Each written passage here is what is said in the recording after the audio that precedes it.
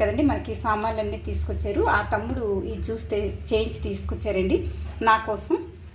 And ఫ్రిడ్జ్లో పెట్టిన పాలు పెట్టేప్పుడు కూడా ఇలా వాటర్లో పెట్టేసి అప్పుడు మనం మరిగించుకోవాలండి. ఇదిగోండి పాలు చూసారు కదండి, ఇదిగోండి వాటర్లో పెట్టాను.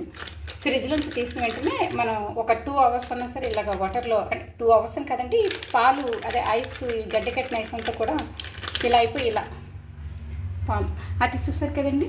ఇందులో ఐస్ ముక్కలు ఇన్ని ఉన్నాయి, ఇది ఒకటి ఉంది, ఇది ఒకటి ఉంది, ఇంకా ఇందులో కూడా ఉన్నాయి.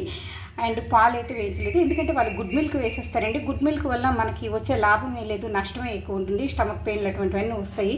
గుడ్ మిల్క్లో అన్ని కెమికల్స్ ఉంటాయి కదండి, అందువల్ల ప్యూర్ వైట్ కర్బూజా జ్యూస్ అండి. చూసారు కదండి, మీకు కూడా ఈ జ్యూస్ నచ్చుతుంది అనుకుంటా. ముఖ్యంగా నీరసంకి చాలా మంచిది ఈ వైట్ కర్బూజా జ్యూస్.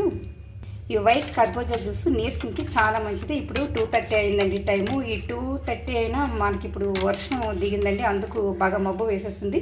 ఇందులో నేను గుడ్ మిల్క్ పాలు వేయించానండి. ఓన్లీ కర్బూజా జ్యూస్ అండ్ అందులోనే స్వీట్ ఉంటుంది. సుక్రోజ్ పర్సంటేజ్ మన బాడీకి అవసరమైనంత వరకు అందులో అవసరమైనంత వరకు కదండి, అవసరం మేరకు ఉంటుంది, ఎక్కువేమీ ఉండదు. అందుకు పంచదార తక్కువ వేస్తాను అండ్ ఐస్ మాత్రం కాస్త ఎక్కువ వేస్తానండి. చూసారు కదండి, మన ఇంటికి పార్సల్ వచ్చిన జ్యూస్ ఇంత మంచిగా ఉంది.